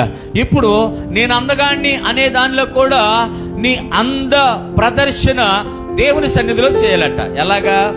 అందగత్తెని, అందగాడిని. దేనికి నువ్వు అందగత్తివి? దేనికి నువ్వు అందగాడివి? నేను నల్లని దానునైనా బహు సౌందర్యవతిని అనే మాట ఎందుకు మాట్లాడుతుంది? వధువైన సంఘం తనలో ఉన్న మచ్చ, మరక, డాగు, కళంకం తీసివేసుకొని ప్రియుడైన యేసయ్యని ఆహ్వానించింది తనలోకి. కాబట్టే షులామితి అంటుంది, నేను నల్లని దానినే, అయితే సౌందర్యవతిని. ఈ రోజుల్లో చాలా మంది సౌందర్యాన్ని బట్టి అహంభావం, ధనాన్ని బట్టి అహంభావం, పేరుని బట్టి అహంభావం, వారికి కలిగిన మందిని బట్టి అహంభావం. ఏమండి, మీకు అర్థమవుతుందా? ఇవన్నీ కూడా కుదిరితే రాసుకుంటా ఉన్నాడు. రాసుకోండి. దేనిని బట్టి? సౌందర్యాన్ని బట్టి. దేనిని బట్టి? వారికి ఉన్న ధనాన్ని బట్టి. దేనిని బట్టి? వారికి ఉన్న పేరుని బట్టి. దేనిని బట్టి? వారికి ఉన్న తెగను బట్టి అహంభావంగా ఉంటే ఇవేమంటున్నారంటే కారు ద్రాక్షాలు అంటున్నారు వీటిని. హల్లెలూయా. ఏ ద్రాక్ష అంట? కారు ద్రాక్ష. అయితే ఆయన అంటున్నాడు కదా, ఏమంటున్నాడంటే ఈ వ్యవసాయకుడు అంటున్నాడు, మీరు చదవబడిన ఆ యొక్క వాక్యాల్లో రాయబడిన మాట ఏంటంటే, ఈ తీగని నేను నాటి నేను తీసుకొచ్చి ఇక్కడ పెడితే, దీనికి కావలవాడిని బట్టి బురుజు చేసి కావలవాడిని పెడితే ఇది ఏమవుతుందో తెలుసా? కారు ద్రాక్షలు కాస్తుంది. కాబట్టి నేను నా ఉగ్రతను దీని మీద చూపిస్తా. బా, దేవునికి స్తోత్రం. హల్లెలూయా. జాగ్రత్తగా వింటే ప్రియులారా, నువ్వే విషయంలో దేవుణ్ణి బాధ పెడుతున్నావు? నువ్వే విషయంలో దేవుణ్ణి వేడిపిస్తున్నావు? నువ్వే విషయంలో దేవునికి కోపం తెప్పిస్తున్నావు? నువ్వే విషయంలో ఆయన్ని ఉగ్రుణ్ణి చూస్తున్నావు? జాగ్రత్త ప్రియ దేవుని సంగమా. ఇది ఈ రోజు నుంచి డేట్ వేసుకొని రాసుకొని ఆ ప్రకారంగా జీవించకపోతే నేను చేసేది ఏం లేదు. ఆయన కూడా ఏం చేయలేడు. ఆయన ఏమంటున్నాడంటే, కట్ చేసి పక్కన పడేస్తా, అది పొయ్యిలో పెడతానికి తప్ప దేనికి పనికిరాదు. పిచ్చి కర్ర కూడా దేనికో దానికి ఉపయోగపడిద్దట, ద్రాక్ష కర్ర మాత్రం ఉపయోగపడదట. నేను అట్ట చేస్తా వాళ్ళని అని అంటున్నాడు. బా, ఏమి కోపం అండి, ప్రచండ కోపం ఆయనకి. అవునా కదా? ఈ జనామం వారికి కలిగిన దాన్ని బట్టి అహంభావంతో చూస్తున్నారు, అహంభావంలో ఉంటున్నారు. నిజం. ఎవరికి ఇస్తున్నావు సమయం నువ్వు? ఎవరికి ఇస్తున్నావు సమయం నువ్వు? ఏమండి, నీ భార్యని పోషించుకునే విషయంలో, నీ భర్తను పోషించుకునే విషయంలో, నీ కుమారులను పోషించుకునే విషయంలో, నీ తల్లిదండ్రులను పోషించుకునే విషయంలో, ఆటిల్లో ఈటిల్లో ఇచ్చి ఆయన్ని దూరం చేసుకుంటున్నావు. కానీ అసలు నాటిని వాడు ఆయన, నాటుదును అని మాట్లాడింది ఆయన. ఆయన నేను లోతుగా నాటానని చెప్పింది ఆయన. యాడ్ నుంచి తెచ్చామంటే పాపంలోంచి తెచ్చానని చెప్పింది ఆయన. పరిశుద్ధతో ఇచ్చానని చెప్పాను. నీకేనా బంధువులు ఉంది? నీకేనా రక్త సంబంధులు ఉంది? నీకేనా పిల్లలు ఉంది? ఇక ఎవరికి లేరా? లేరా? ఆగండి, జాగ్రత్తగా వినండి. లేరా ఎవరికి? అపోస్తులుడైన పేతురికి భార్య పిల్లలు లేరా? లేరా? అపోస్తులుడైన పౌలుకి భార్య లేదా? ఆయనతో పాటు పరిచర్య చేసిన వారికి భార్య పిల్లలు లేరా? మరి ఎందుకని వీళ్ళందరూ వాళ్ళ పిల్లల కోసం, పిల్లల కోసం, భర్తల కోసం, భార్యల కోసం, కుమార్తెల కోసం, కుమారుల కోసం ఆయాసపడలేదు? అందుకే అంటున్నాడు, ఇప్పుడు నువ్వు పిచ్చితేగా, నువ్వే పిచ్చితేగా, నువ్వు కాసే కాపు అంతా కూడా కారు ద్రాక్ష, వాళ్ళు ఒరిజినల్ తీగలు. దేవుని స్తోత్రం. సత్యములో నడిచారు, సత్యములోనే బ్రతికారు, సత్యములోనే చచ్చిపోయారు. అది వాళ్ళ జీవితం. అవునా కాదు? అవునా కాదు? జాగ్రత్తగా వినాలంటే ఒక మాట. ఎలాగంటే, జ్ఞానుల దగ్గరికి అజ్ఞానిని పంపాడట. ఏమండి, జ్ఞానుల దగ్గరికి అజ్ఞానిని పంపాడట. అర్థమైందా? అజ్ఞానుల దగ్గరికి జ్ఞానుని పంపాడంట. అసలు చూశారు అక్కడ? ఇప్పుడు వీడికి చదువు లేదురా, అందుకే అర్థం కావట్లేదంటే చదువుకున్నవాడు కావాలి ఎడపరిచవటానికి. చదువుకున్నవాడి దగ్గరికి మోటోడిని పంపించి, మోటోడి దగ్గరికి చదువుకున్నవాడిని పంపించి, పనికి మాలిన వారిని పనికొచ్చే పాత్రలుగా చేసుకున్నాడంట. దేవునికి స్తోత్రం. హల్లెలూయా. జాగ్రత్తగా వినాలి ప్రియులారా. ఇప్పుడు నువ్వేమన్నా పెద్ద చదవరవనా, నువ్వు పెద్ద అందగాడివైనా అందగత్తివైనా నిన్ను ప్రేమించింది ఆయన. నిన్ను ఆయన రక్తంలో కడగాల్సిన అవసరం ఏంటి ఆయనకి? జాగ్రత్త, నీకోసం ఒక తొట్టిని సిద్ధపరిచాడు. ఏ తొట్టి అది?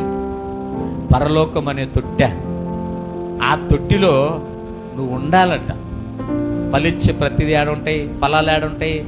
తొట్టిలో ఏడబడితే ఆడ మరేనంట వాటిని.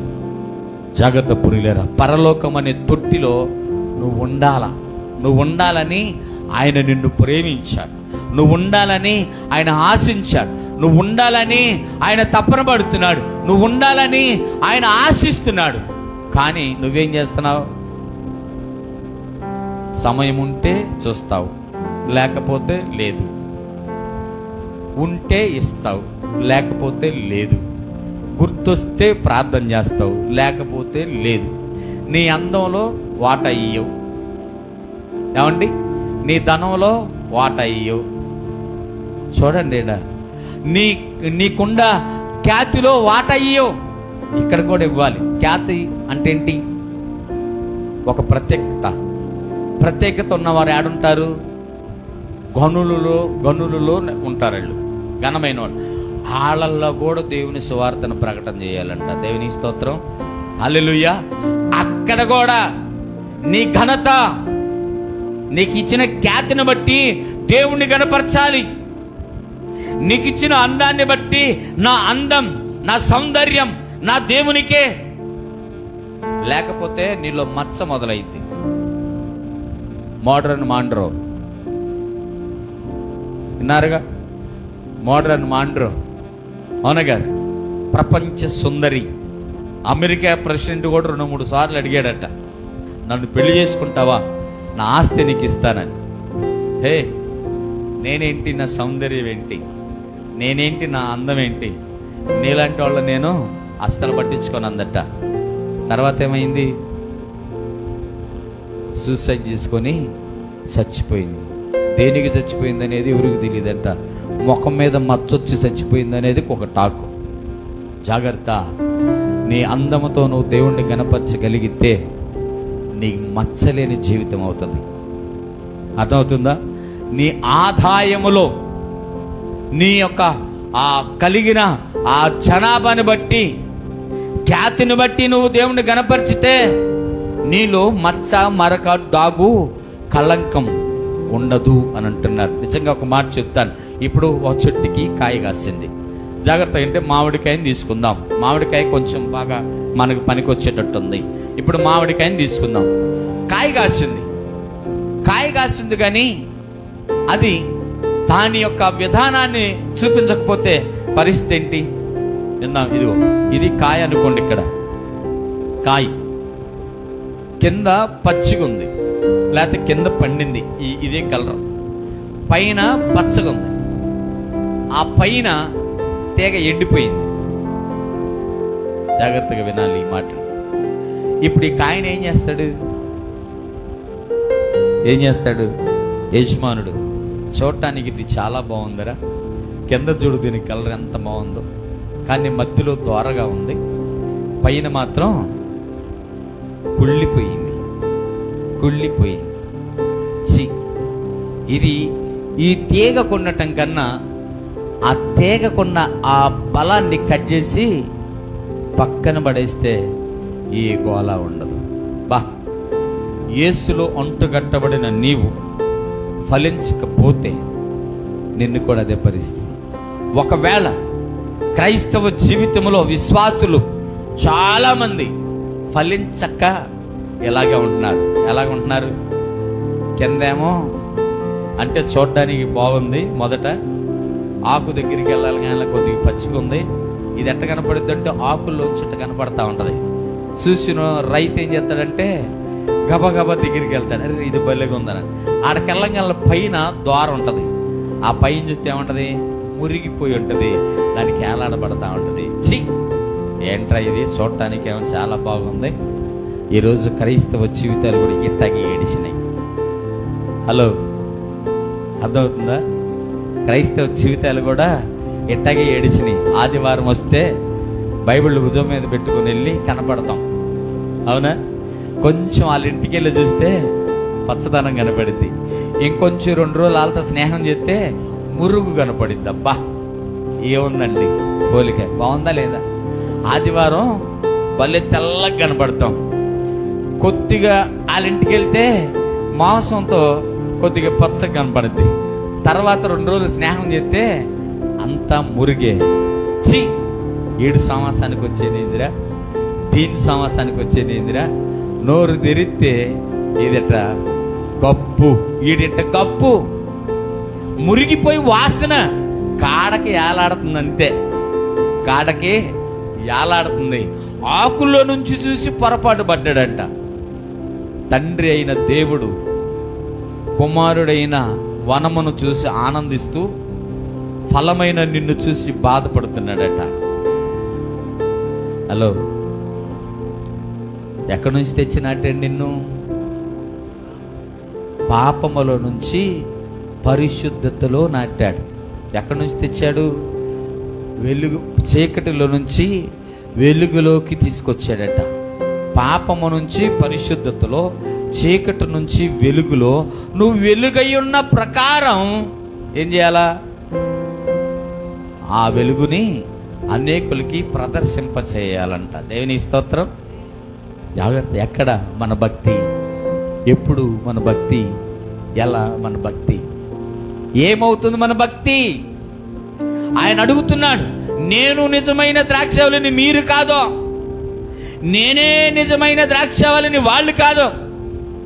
వాళ్ళు వెర్రి ద్రాక్షాలు, వాళ్ళు తీగ మంచిదే కానీ ద్రాక్షాలు మంచివి కాదు. చెట్టు చూడడానికి సూపర్గా ఉంది, వెళ్ళి దోసకాయ కోసి తినగానే చేదు, ఏందిరా ఇది చెట్టు ఎంత పచ్చగా ఉంది, బాగుంది. నిన్న మా ఇంటి దగ్గర ఒక కాయ కోసాం మేము. ఏంది? జాగ్రత్తగా వినాలి. చెట్టు బాగుండొచ్చు, దాని తీగ కూడా బాగుండొచ్చు, పువ్వులు బాగా రావచ్చు, కాయ చూస్తే చేదైతే చెట్టు కూడా జాగ్రత్త ప్రియులారా అవమానించబడింది. చెట్టు ఇప్పుడు చెట్టు ఎవరు? ప్రభు అయిన యేసుక్రీస్తు వారు అన్నాను. చెట్టు ఎవరు? ప్రభు అయిన యేసుక్రీస్తు వారు. ఇప్పుడు తేగ ఎవరు? విశ్వాసులమైన మనం కదా. ఇప్పుడు తేగ ఏం చేయాలి? ఏమండి? చెట్టు ప్రభు అయిన యేసుక్రీస్తు వారు, కొమ్మ ఎవరు? విశ్వాసులు. ఇప్పుడు కొమ్మ ఏం చేయాలన్నాను నేను, అది చెప్పాలి. మళ్ళీ యేసు దగ్గర అంటుకట్టబడి, ఇప్పుడు ఆల్రెడీ అంటుకట్టబడి ఉన్న కొమ్మ ఇటు వచ్చింది. ఈ కొమ్మ ఆయనతో అంటుకట్టబడే ఉంది, నువ్వు కూడా అంటుకట్టబడే ఉన్నావు. ఇప్పుడు కొమ్మ ఏం చేయాలి? కొమ్మ ఫలించడం అంటే ఏంటి? చిగురు రావాలి, పువ్వు రావాలి, కాయ రావాలి, మంచిదే. ఇప్పుడు విశ్వాస ఏం చేయాలి? విశ్వాస కూడా ఫలించాలిగా. ఫలించి అభివృద్ధి పొందండి. దేనిలో ఫలించి అభివృద్ధి పొందాలా? ఆస్తిపాస్తులోనా, పిల్లల్ని గంటంలోనా, తిండిపోతనంలోనా, తిట్టుబోతనంలోనా, దేనిలో నీ అభివృద్ధి? ఇదే తెలుసుకోవాలి మరి. ఏమండి, మీకు అర్థమవుతుందా వాక్యం? లేట్ అయినా పర్లేదు, టైం వెంక కూడా చూడమాకండి, విందాం. ఏం చేయాలట? ఫలించాలి. దేనిలో? ఆధ్యాత్మికమైన జీవితంలో, నిజ సత్యములో. ఇప్పుడు నేనే నిజమైన ద్రాక్షవల్లి. ఆధ్యాత్మికమైన జీవితంలో ఆత్మీయమైన పిల్లలకి నిత్య జీవం ఏనేనంట. చప్పట్లు కొట్టవచ్చు. ఈ నిత్య జీవం నీకు నాకు ఆధ్యాత్మికమైన జీవితాన్ని, ఆత్మీయమైన జీవితాన్ని పంచిపెట్టేది ఈయనే. అందుకని నేను నిజమైన ద్రాక్షవల్లిని అన్నాడు ఈయన. ఇప్పుడు తండ్రి చేసే పని ఏంటంటే మొక్కను తెచ్చి మంచి స్థలంలో నాటటం. నాటిన తర్వాత నీళ్లు పోసి, ఎరువేసి, కాపలా కాచి, బురుదేసి, కాపలా ఉండి ఒకటి పెట్టడం. నాలాంటి ఉండి పనికి మాలను. అర్థమవుతుంది మీకు? నాలాంటి పనికి మాలను ఒకటి పెడితే ఈ పనికిమాలినోడు తోట ఎంక చూస్తున్నాడట, ఇంకా మా తోట కాయగాల్సిద్ది. ఎలాగా? నాకులాగే మా విశ్వాసులు ఇంకెవరినైనా తీసుకొస్తారేమో. దీన్ని తీగ ఫలించడం అంటే. హలో, వినపడుతుందా? తీగ ఫలించడం అంటే తీగ బారుకు సాగి పచ్చగా ఉండటం వల్ల కాదు. తీగ ఏం చేయాలా? పువ్వు రావాలి, దానిలోంచి పువ్వులో నుంచి పిందె రావాలి, పిందెలో నుంచి కాయ రావాలి, కాయ పండి పరిపక్వంలోకి రావాలి. చెప్పకూడదని గట్టిగా నేను చెప్తేనే కొడుతున్నారు మీరు. మీకు అర్థమైందా? ఇది ఇప్పుడు నేను కూడా ఏమి ఎదురు చూస్తుంది దేనికి? బురుజు, సంఘం బురుజు. సంఘ కాపరి ఇప్పుడు ఈ బురుజులో ఉండి తోటను చూస్తున్నాడు. తోట ఎవరు? మీరే కదా. ఇప్పుడు ఈ తోట ఇంకా కాసిద్ది, ఇంకా కాసిద్ది. 4 సంవత్సరాలు చూస్తున్నా. 4, 5? 5. ఒక్క కాయ కాసిందా? ఒక్క కాయ. ఎందుకని? గొడ్డు పోయిన చెట్టు అయ్యి ఉండాలి. సారీ, చెట్టు అనకూడదు, చెట్టు క్రీస్తు అయ్యి ఉన్నాడు. తీగలు ఏం తీగలు? ఇవి పనికి మాలిన కొమ్మలు అయి ఉంటాయి. ఈ కొమ్మలు నరికి పారేయటం తప్ప. కొమ్మలు నరికి పారేస్తేనంట ఆయన పొయ్యిలో పెడతాం కదా తప్ప దేనికి పనికిరా. నరికి పారేస్తే ఇంగ్లీష్ కర్ర పనికి వచ్చిందంట, పిచ్చి కర్ర పనికి వచ్చిందంట, యాప కర్ర పనికి వచ్చిందంట, రాగి కర్ర పనికి వచ్చిందంట, చేంతం కర్ర కూడా పనికి వచ్చిందంట. చివరాఖరికి ఇంగ్లీష్ కర్రలు ఉంటాయి, అవి కూడా పనికి వస్తాయంట. పిచ్చి కర్రలు కూడా కానీ పనికి వస్తాయని. ఈ తీగ ఉందో చూసావా? ఏ తీగ? విశ్వాసి అనే తీగ. ఇది పనికి మాలిందంట. బా, దాని మీదకి నా ఉగ్రత వచ్చింది అబ్బాయి. ప్రభు ఎంత వాక్యాన్ని మీకు చూపిస్తున్నాడు, మీకు అర్థం కావట్లే. సత్యంలో ఉన్నట్ల మనం.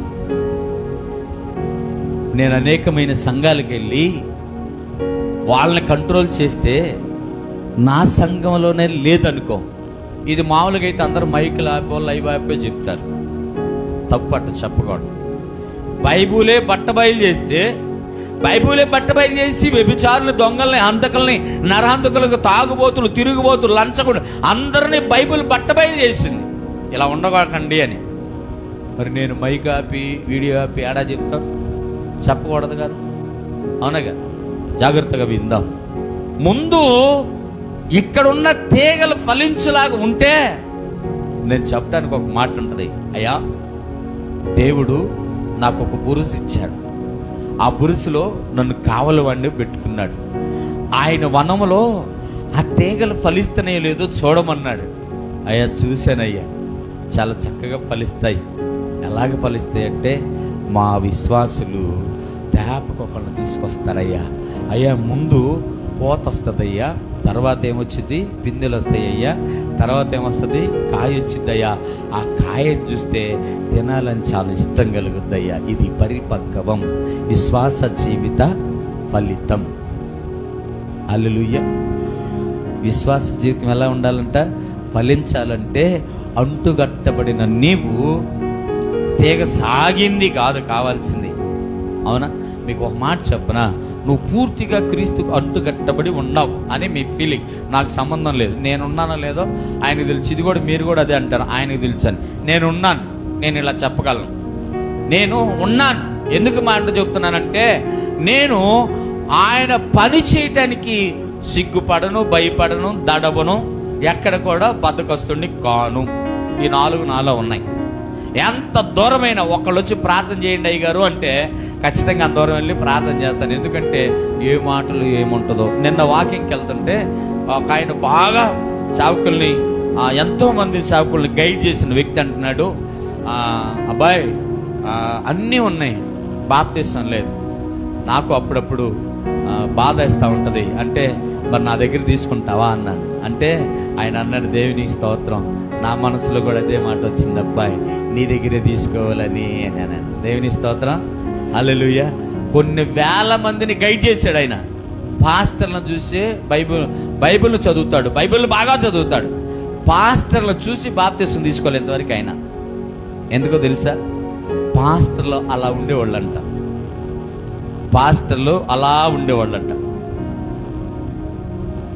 ఏమండి అంటే ఆ గోతంలో చేయబెట్టి గుప్పిడితో గుప్పిడి డబ్బులు తీసుకుని వెళ్ళిపోయినవాడు అంట ఆయన. గోతాలతో ఇటు బారుకు పెట్టేవాడు డబ్బుల్ని. అలాంటి సేవకుల్ని గైడ్ చేశాడు, అంతమంది సేవకుల్ని. ఆయన అంటున్నాడు మరి ఇటు సంగతి. ఒకరోజు ఆయన ఫోన్ చేస్తే విజయవాడ దగ్గర కేతన కొండ వెళ్ళే ప్రార్థన చేయటానికి 75 కిలోమీటర్లు వెళ్ళా ఒక మనిషికి ప్రార్థన చేయటానికి. నేనున్నా ఆయనతో, నేను ఉంటా ఆయనతో, ఆయనతోనే జీవిస్తా, ఆయనలోనే మరణిస్తా. ఇది నా సబ్జెక్ట్. నువ్వు చెప్పగలిగిన మాట ఏది? ఇది నేను అడుగుతుంది. జాగ్రత్త ప్రియులారా, దేవుని వాక్యం ఎక్కిరించబడదు. దేవుని వాక్యం సత్యం. వారం వారం నెల నెల ప్రతిసారి బల్లలో కూడా చేస్తున్నాం. బల్లలో చేసినంత మాత్రాన పరలోకానికి పామండి. ప్రభువా ప్రభువా అని పిలిచేవాడు ప్రతివాడు పరలోకానికి రాడు. ఎవడొస్తాడు? ఆయన చిత్తం. నమ్ముట నీ వలనైతే నమ్మువానికి సమస్తము సాధ్యమే. ఇవన్నీ ఒక్కొక్క సబ్జెక్టు. కానీ ఎప్పుడు నేను అప్పుడప్పుడు బైబిల్ చదువుతా అనుకుంటాను, ఈ బైబిల్లో ఇవన్నీ అన్ని చెప్పేంత దాకా దేవుడు నాకు ఆశిస్తాడంటావా? తపన ఎక్కువ అవుతుంది నాకు, మీకు తెలియట్లా. ఏ తపన? రోజుకు 3 సార్లు వాక్యం చెప్పాలి, 4 సార్లు వాక్యం చెప్పాలి, ఎక్కడ పడితే అక్కడ వాక్యం చెబుతాం. ఎందుకంటే అబ్బా ఈ మాట భలే ఉంది, అరే ఈ మాట ఇంకా బాగుంది, ఈ మాట బాగుందని ఆ తపన.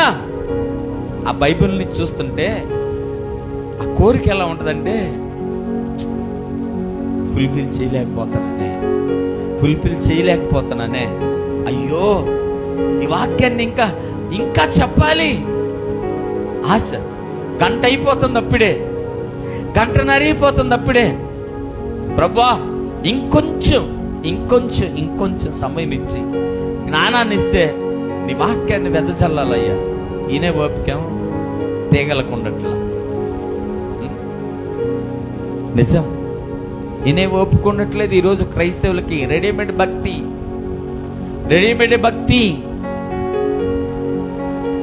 నచ్చినట్టు చేయాల సేవకులు కూడా.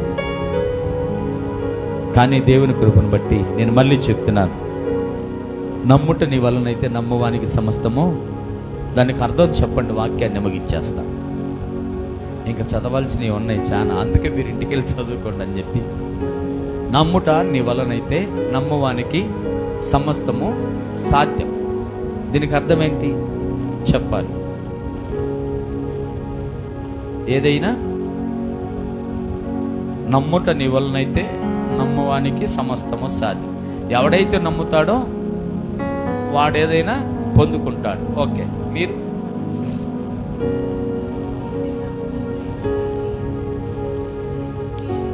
అది ఓకే, అట్లాగే ఉంటుంది. నమ్ముట నీ వలనైతే నమ్మువానికి సమస్తము సాధ్యమే. దాన్ని ఎలా చెప్పాలి? అది నేనంటాను. ఎలా చెప్పటానికి అంతే, మీరు చెప్పింది కరెక్టే. అసాధ్యం అనుకున్నది సాధ్యపరుస్తాడు. అది ఏంటి? నీ జీవితంలో జరిగిందా? చెప్పు, ఒకటి చెప్పండి. చాలా జరిగినాయి.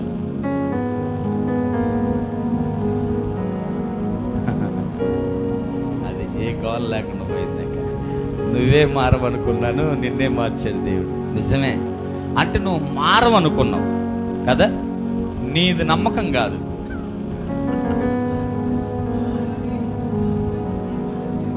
నన్ను మార్చాడు, నీ నమ్మకం ఇది. మారుతాడని నమ్మకం ఉందా? అది చెప్పాలి. మీకు అర్థమయ్యేలాగా చెప్తారు. ఇప్పుడు ఏ విషయమైనా కానీ, నిన్న ఎంగళపాలెంలో ప్రేయర్ జరుగుతుంటే ఇప్పుడు కాదు, ప్రతి మంగళవారం గురువారం వాన పడతానే ఉంటుంది. నేను మాత్రం ఇంటికాడ బయలుదేరి ఏ మాత్రం కూడా ఇంత కూడా సంకోచితం లేకుండా, ఏమంటారు దాన్ని, సంకోచించకుండా ఇంత కూడా సంకోచించకుండా అయితే రెయిన్ కోట్ వేసుకుని లేదా వానలో తొడితే వెళ్తా ఉంటాను. ఈ మధ్యలో పిడుగులు, అదే ఏమంటారు, ఉరుములు మెరుపులు, బాగా గాలి వాన వస్తూ ఉంటుంది. అయినా నేను ఎప్పుడు కూడా ఇంత కూడా ఆలోచించను. ఇంతవరకు వెనక్కి తిరిగి వెళ్దాం, ఇక్కడ ఆగి వెళ్దాం, ఇక్కడ నుంచొని వెళ్దామని. నేను వెళ్తానే ఉంటాను. నేను వెళ్తా ఉంటే నేను వెళ్ళే ప్రాంతంలో వాన ఉండదు. ఆ చుట్టుపక్కల గట్టిగా చప్పట్లు కొట్టండి బాబు. నిన్న మొన్న గురువారం చుట్టూ భయంకరమైన వాన. అక్కడట్ట జల్లు అట్ట పడి అట్ట ఆగిపోయింది. ప్రభాకర్ అన్న వచ్చాడు అక్కడ నుంచి. ప్రభా, ప్రార్థన జరిగిద్దని అనుకోలే నేను అసలు. నేనే రాననుకుంటే ఆయన రప్పించాడు. వర్షం కొండతో పోసినట్టు పోతుంది బారుకి. ఏడపోతే వర్షం లేదు ప్రభా, ఏంది అనంటే, దేవుడు నమ్ముట నీ వలనైతే నమ్మువానికి సమస్తము సాధ్యమే. నేను నమ్మా, అందుకు ఆయన కార్యం చేశాడు. ఏమాపాడైనా? వర్షాన్ని ఆపాడు. ఏలియా ప్రార్థన చేస్తే ఆపాడు, నేను నమ్మితే ఆపాడు. ఎవరిది వాళ్ళకే. ఒకసారి కాదు, ఈ మాట కోకొల్లలుగా చెప్పగలను. నేను కోకొల్లలుగా చెప్పగలను. నా దేవుడు నా హృదయ వాంఛను ఆలకించి ఉన్నాడు. దేవునికి స్తోత్రం. నా హృదయ వాంఛను తీర్చగలిగిన వాడు ఆయనే. పెదాలతో గాని పదాలతో గాని ఎవరితో కూడా ఆ మాట నేను మాట్లాడకుండా నా దారిని నేను వెళ్తానే ఉంటా. ఒక్కొక్కసారి మీకు అర్థం ఉండదు. ఏటుకూరు బైపాస్లో దరిదాపు 2 గంటల నుంచి ఉన్న వానకి 2 గంటల తర్వాత వెళ్ళి వాక్య ప్రకటన జరిగించి వచ్చాను. దేవుని స్తోత్రం. దేవుని కృప ఏంటంటే, నేను అడిగేది ఏంటంటే, యెహోషువ అంత భక్తిగా, ఏలి అంత భక్తిగా ఆపై అని అడగను కానీ అనుకూలపరచయ్యా అని అడుగుతా. దేవుని స్తోత్రం. ఏం చేస్తాను నేను? అనుకూలపరచయ్యా. కొద్దిగా అనుకూలపరిస్తే పని చేసుకొని వెళ్తానయ్యా, పని చేయకపోతే మనస్సు బాగోదయ్యా అని ఆ హృదయములో వచ్చే ఆ కన్నీరుని ఆయన ఏం చేస్తాడంటే నాట్యంగా మారుస్తాడు ఆయన. ప్రియుల జాగ్రత్త, అంటుగట్టబడి ఉంటే ఫలిస్తావు. దేవుని స్తోత్రం. ఇంకా 2-3 బాప్తిసాలకు సిద్ధమవుతూ ఉన్నారు. ప్రియుల, నేను కొమ్మనై ఉన్నాను, ఫలించడానికి ఇష్టపడుతున్నాను కాబట్టి నేను ఫలిస్తూ ఉన్నాను. మరి మీ పరిస్థితి ఏంటి? మీ పరిస్థితి ఏంటి? విశ్వాస జీవితాన్ని కొనసాగించేటప్పుడే, విశ్వాసిగా ఉన్నప్పుడే నేను 13 మందికో ఇంచుమించుగా 15 మందికో బాప్తిసాలు ఇప్పించాను.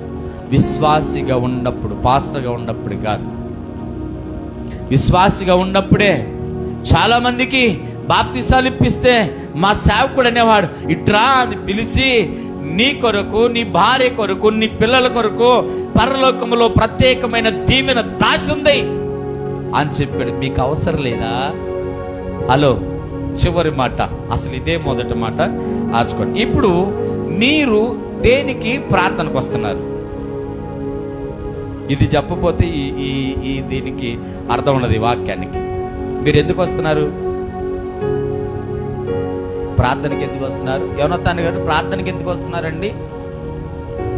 చెప్పాలి అందరు. మీరు ఎందుకు వస్తున్నారమ్మా ప్రార్థనకి? అక్క, మీరు ఎందుకు వస్తున్నారు ప్రార్థనకి? మీరు చెప్పాలి. దేవుడు రాకల్లో ఎవరు ఎత్తబడాలని? Okay, very good. మీరు కూడా అంతేనా? మీరు ఒక మాట మీరు కూడా అంతేగా? రాకల్లో ఎత్తబడటానికి. సరే, గట్టిగా చెప్పు. నువ్వు కూడా వాక్యం చెబుతావుగా, అది చెప్పు గట్టిగా. ఫలించడానికి. రైట్, జాగ్రత్తగా వినాలి. ఫలించటానికే. ఫలించాలంటే ఏం చేయాలి? ఇందాక మీరు ఒక మాట అన్నారు, ఫలించి అభివృద్ధి పొందాలి కదా. విందాం ఇక్కడ.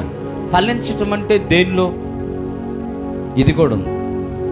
ఫలించడం అంటే దేనిలో?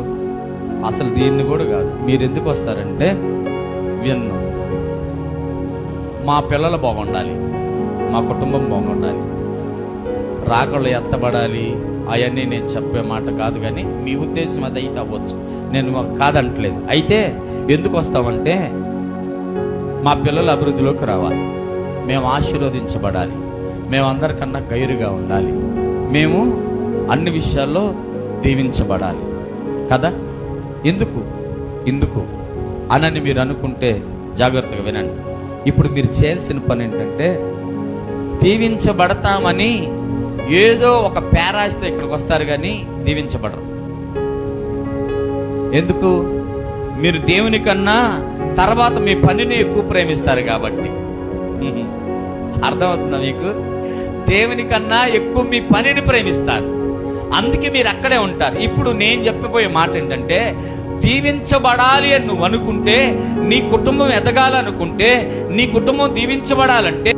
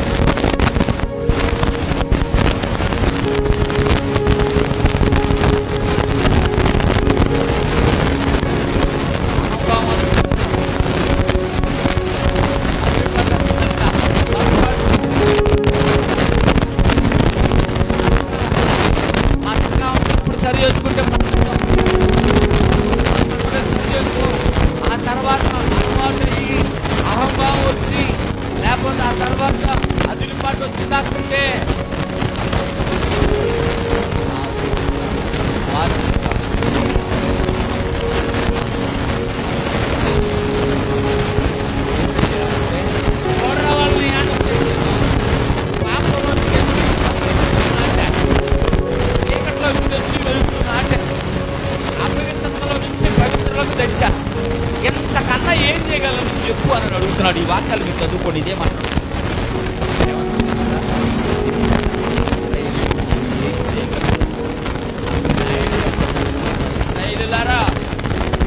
వారిలారా, మిమ్మల్ని అణుకు తీసుకొచ్చి నాటాను కదా, రండి. నేను చేసిన నేను చేసిన నేరం ఏంటి? మిమ్మల్ని బాగా ఉంచడమే నేను చేసిన నేరమా? మిమ్మల్ని ప్రేమించడమే నేను చేసిన తప్ప? మిమ్మల్ని తీసుకొచ్చి మంచి కలవలో నాటి మిమ్మల్ని పాపించి విముక్తి చేయటమే నేను చేసిన దోషమా?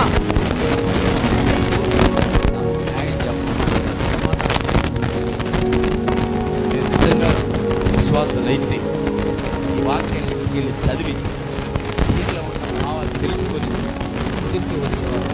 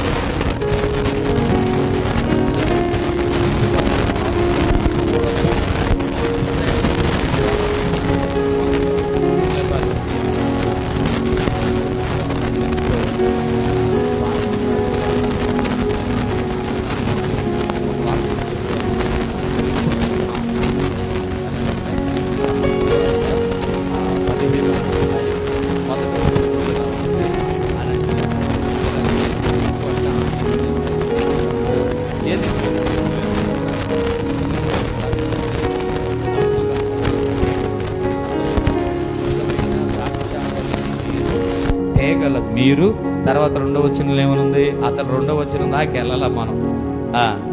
జాగ్రత్త.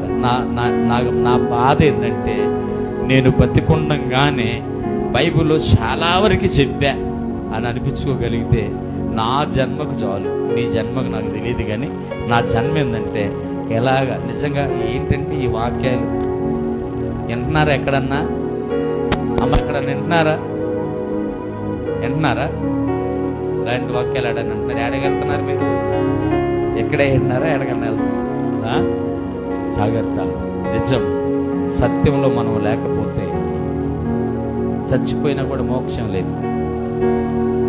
నేను మళ్ళీ చెప్తున్నాను, సత్యంలో మనం లేకపోతే చచ్చిపోయినా కూడా మోక్షం లేదు. అందుకే వాక్యం అంశం పెట్టాను. ఏమనంటే, ఫలించకపోతే పరలోకం ఎలా వెళ్తాం? అంశంగా రాసుకోండి. ఫలించకపోతే పరలోకం ఎట్ట వెళ్తావు? వెళ్ళాలని నీ తపన నెరవేరాలంటే ఏం చేయాలా? ఫలించాలంటే ఏం చేయాలా? పని చేయాలి. జాగ్రత్త. ఫలించాలి. మీరు నిజంగా ఇది బల్లారాధన రోజు చెప్దాం అనుకున్నాను. ఏదేమైనా ప్రభు ప్రేరేపణ ఆపట్లేదు, ఆగలేదు. నేను ఆగే పరిస్థితుల్లో లేను. కాబట్టి నేను మళ్ళీ చెప్తున్నాను, దేవుని వాక్యాన్ని ఎంత చక్కగా మనకిస్తున్నాడో ఆ వాక్యాన్ని మనం ఏం చేయాలంటే పొందుపరుచుకోవాలి, మన హృదయంలో దాచుకోవాలి. దేవుడి కొద్ది మాటల్ని మన వినికిడిలో దీవించి ఆశీర్వదించిన గాక. ఆమె. నమ్మదగిన దేవానికి వందనాలు. మహోన్నతుడా, నీకు స్తోత్రాలు ప్రభా. నీ చిత్తంలో, నీ ఇష్టంలో నాయన మేము అందరం కలిసి నీ పాద సన్నిధిలో, నీ పాద పద్మముల యొద్ద నాయనా మోకరించి నీ వాక్యాన్ని అనగా మీరు మాట్లాడుచున్న ప్రతి మాటని ఇప్పుడు దాకా ఆలకించిన వారిగా కాక అంగీకరించే వారిగా మీరు మమ్మల్ని మార్చుదురు గాక. ఫలించు తీగవలె మమ్మల్ని మార్చుదురు గాక. నాయన మచ్చ అనే పొరపాటు ఉంటే మీరు సరిచేయుదురు గాక. నాయన మీరు కార్యం జరిగించి మహిమ తెచ్చుకోండి. నన్ను మమ్మలను ఫలింపజేసి బలపరచమని. నాయన ఫలించకపోతే పరలోకములో అయాదుకున్న స్థలము లేదు నాయన. కాబట్టి మేము ఫలించి పరలోకంలో స్థలాన్ని సంపాదించుకునే భాగ్యాన్ని దయచి మాకిచ్చిన వాక్యాలను బట్టి మీకు వందనాలు చెల్లిస్తూ ఇంకా మమ్మల్ని బలపరిచి నాయనా నీ వాక్కులతో స్థిరపరచమని. శబ్దాంతరాల ద్వారా ఉన్న గ్రామస్తులను నాయనా, లైవ్లో వింటున్న బిడ్డలను, సమస్త జనులను, ఎక్కడి నుంచి జరుగుతున్న ఆరాధనలు మీ స్వాధీనంలో ఉంచుకున్నాను. యేసు నామములో మా మనవులు అడిగి పొందుకొని ఉన్నాం పరమ తండ్రి.